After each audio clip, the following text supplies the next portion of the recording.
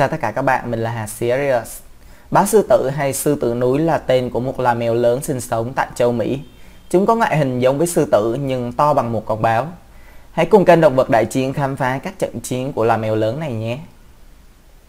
1. Báo sư tử vs báo đốm Mỹ.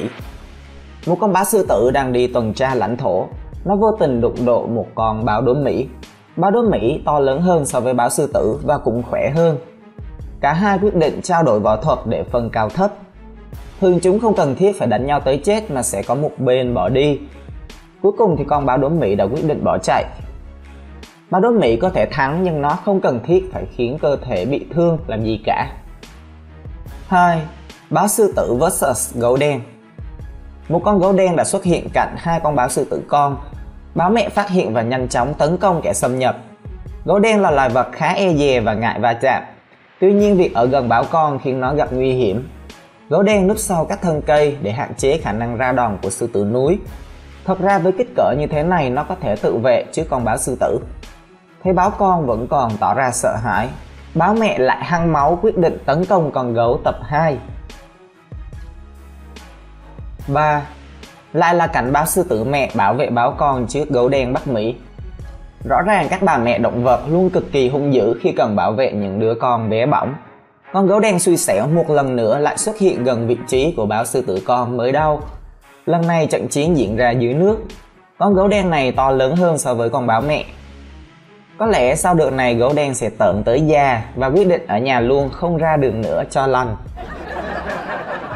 Thực ra những con gấu đen to lớn vẫn có thể chiếm ưu thế và đe dọa ngược lại báo sư tử để cướp đồ ăn.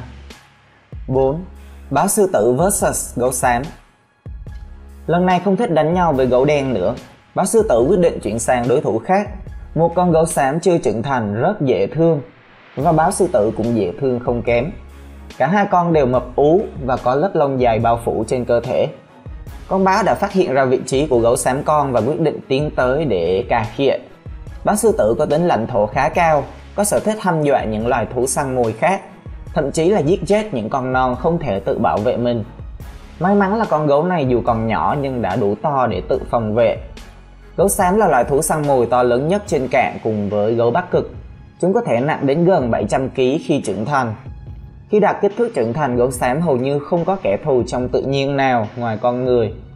Thậm chí chúng còn thường xuyên cướp mồi của những loài thú ăn thịt khác như gấu đen, chó sói xám và đương nhiên là cả báo sư tử.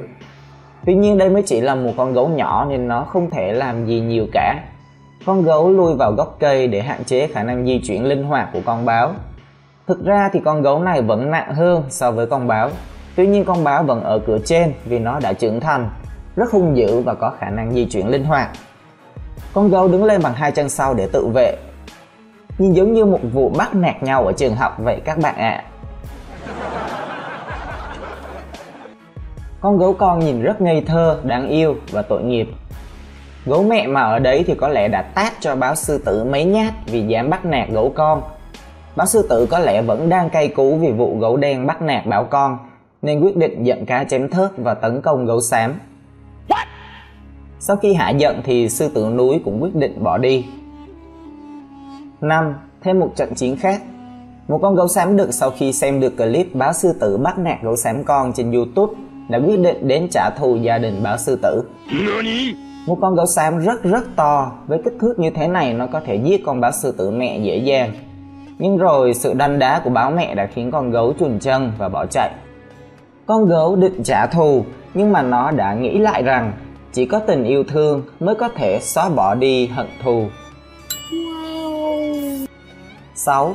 Báo sư tử vs chó nhà. Báo sư tử lần này phải đối đầu với hai con chó nhà khá to.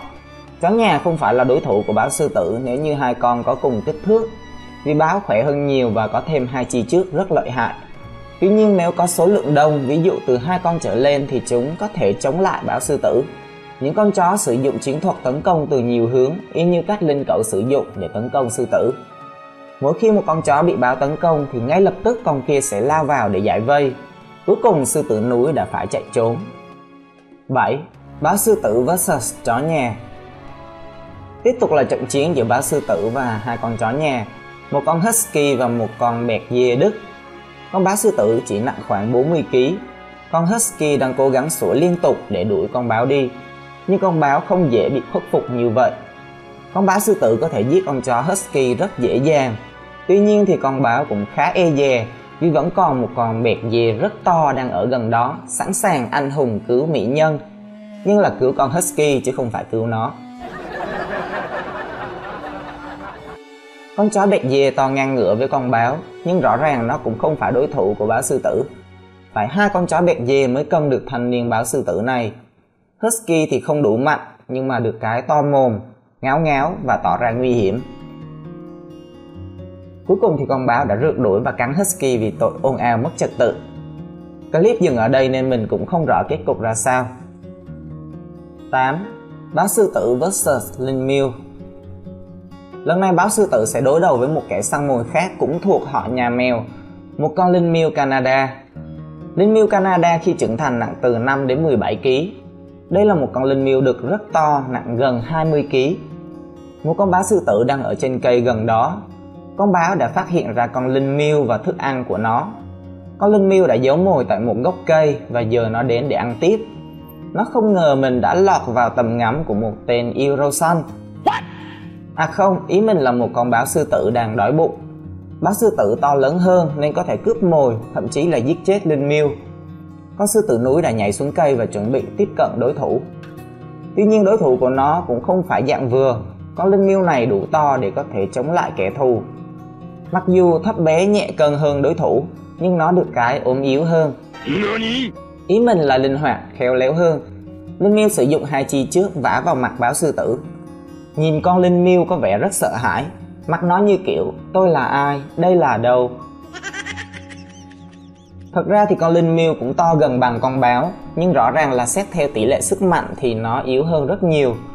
Những đòn đánh của nó không đủ mạnh để đẩy lùi con báo sư tử. Tuy nhiên bàn chân của nó cũng có móng vuốt sắc nhọn có thể thu vào. Đây là một thứ vũ khí phòng vệ khá hiệu quả. Rõ ràng là con báo ở cửa trên, nó thậm chí không thèm tấn công con linh miêu mà vẫn dọa con linh miêu vãi cả đái ra quần. Ý mình là vãi ra tuyết. Giải pháp tốt nhất của linh miêu là bỏ của chạy lấy người. Và đúng là như vậy, con linh miêu đã chọn bỏ đi. Nhờ có kích thước lớn nên nó đã không bị báo sư tử giết. 9. Báo sư tử săn lạc đà không bướu. Lạc đà guanaco là một loài động vật thuộc họ lạc đà gốc Nam Mỹ. Có chiều cao đến vai khoảng từ 1 đến 1,3 m và cân nặng khoảng 90 đến 140 kg. Con báo sư tử mẹ đã phát hiện ra một con mồi tiềm năng và chuẩn bị cho một cuộc rượt đuổi. Báo sư tử có thể chạy với vận tốc tối đa đạt 80 km/h, trong khi lạc đà guanaco cũng có thể đạt tốc độ 5-6 km/h. Có điều chạy nhanh hơn không đồng nghĩa với việc nó sẽ bắt được con lạc đà. Con lạc đà này có cân nặng gần gấp 3 lần so với con báo sư tử. Nó cực kỳ khỏe. Ngoài ra địa hình dốc và gồ ghề cũng góp phần khiến việc đi săn trở nên khó khăn hơn. Con báo sư tử không bỏ cuộc và tiếp tục truy đuổi. Để giết được con lạc đà thì nó cần thực hiện một cú cắn cổ gây nghẹt đường thở. Nhưng điều này cũng không hề dễ dàng, nhất là khi con lạc đà vẫn quá khỏe và chạy liên tục như rứa.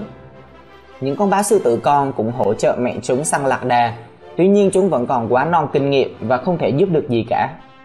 Con lạc đà đã chiến đấu rất tốt. Báo sư tử mẹ không những không săn mồi thành công, nó còn bị hao tổn năng lượng và dính vài thương tích trên cơ thể. Những con báo sư tử sẽ phải nhịn đói lâu hơn.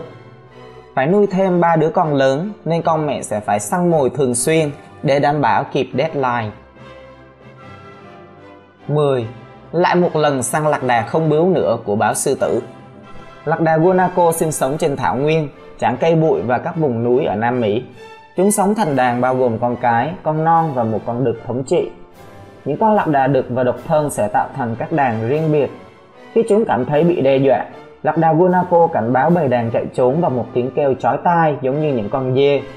Con đực thường chạy sau đàn để bảo vệ các thành viên khác.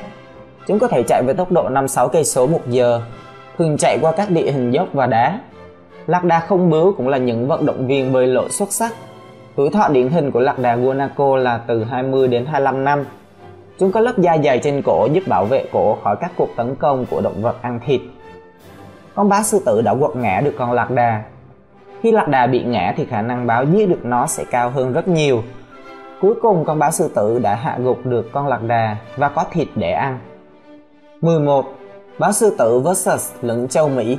Lửng châu Mỹ trưởng thành nặng từ 6 đến 9 kg. Mặc dù là một loài động vật rất hung dữ và có ít kẻ thù tự nhiên, chúng vẫn có thể bị giết bởi các loài thú khác trong môi trường sống của mình. Báo sư tử được biết là có thể săn cả lửng trưởng thành. Tuy nhiên dù gì thì trước một đối thủ hung dữ và lì đòn như lửng Mỹ thì ngay cả báo sư tử cũng phải e ngại. Hơn nữa lửng Mỹ lại còn là em họ của đại ca khá lửng khét tiếng. Vừa rồi là phần bình luận các trận chiến về loài báo sư tử của mình. Nếu các bạn thấy hay đừng quên bấm like và đăng ký để ủng hộ kênh. Sắp tới mình sẽ tiếp tục ra các clip battle thú vị về động vật. Xin chào và hẹn gặp lại.